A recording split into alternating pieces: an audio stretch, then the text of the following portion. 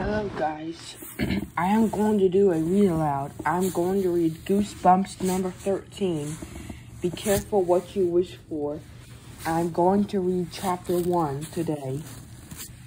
Hopefully my phone does not run out of storage.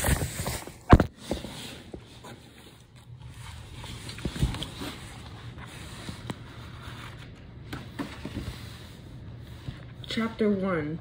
0 people.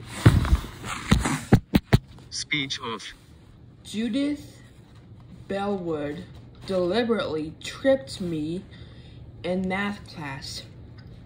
I saw her white sneaker shoot out into the aisle. Too late. I was carrying my notebook up to the chalkboard to put a problem on the board. My eyes were on the scrawls in my notebook.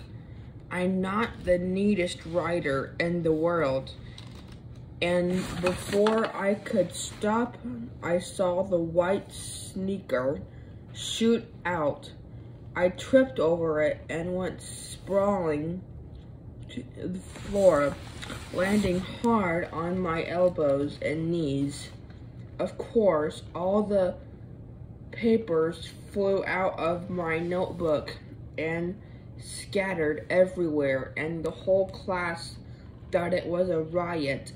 Everyone was laughing and cheering as I struggled to pull myself up. Judith and her pal Anna Frost laughed hardest of all. I landed on my funny bone, and the pain vibrated down my whole body as I climbed to my feet and then bent to pick up my notebook papers.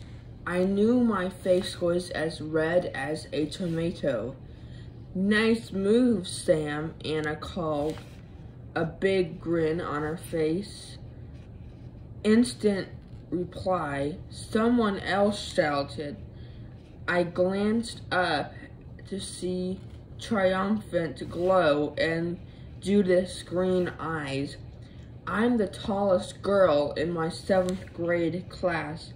No, correct that. I'm the tallest kid in my 7th grade class. I'm at least 2 inches taller than my friend Corey Blinn, and he's the tallest guy. I'm also the biggest klutz who ever stumbled over the face of the earth. I mean, just because I'm tall and slender doesn't mean I have to be graceful, and believe me, I'm not. But why is it such a riot when I stumble over a wastepaper basket or drop my tray in the lunchroom or trip over someone's foot in math class? Judith and Anna are just cruel.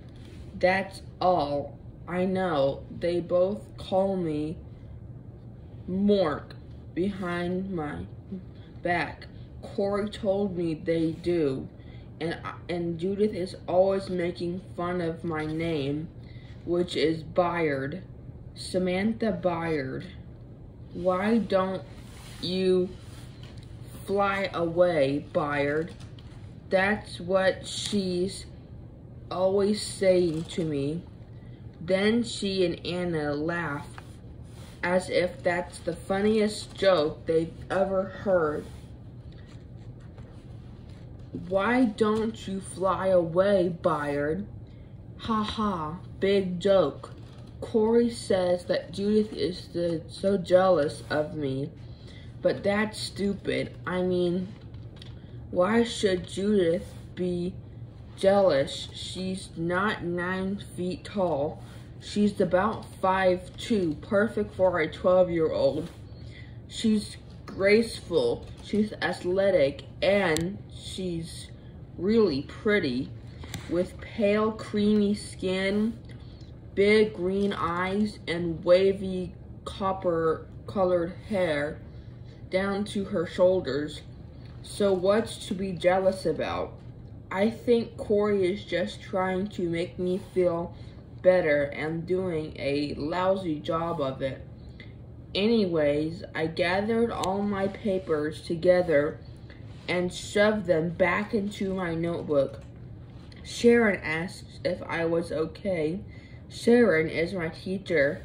We call all the teachers by their first names here at Montrose Middle School.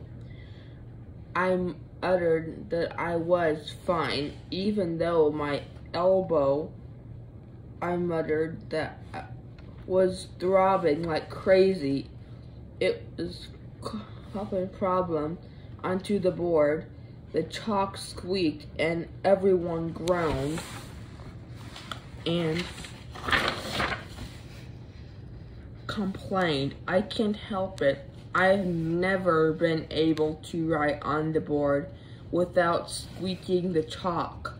It isn't such a big deal, is it? I heard Judith whisper some crack about me to Anna, but I couldn't hear what it was.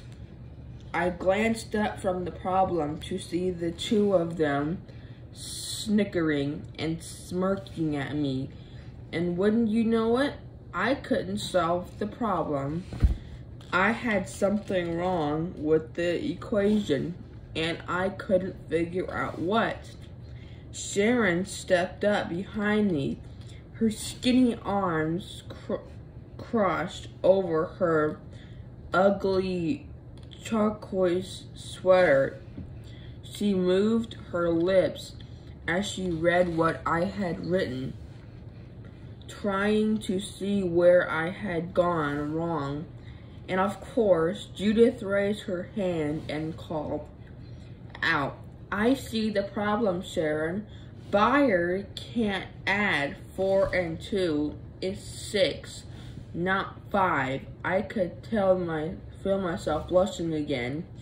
Where would I be without Judith to point out my mistakes to the whole class? Everyone was laughing again. Even Sharon thought it was funny. Samantha, the class klutz, the class idiot. My hand was shaking as I erased my stupid mistake and wrote on the right number. I was as angry at Judith and Anna as myself. I kept it together as I walked carefully back to my seat. I didn't even glance at Judith as I walked past her. I kept it until home ec class that afternoon. Then it got ugly. And that's the end of chapter 1. And I read Braille because I cannot see print. Sometime I will teach you some of the Braille contractions. Speech off. Take picture. Stop. 8 minutes. Stop recording.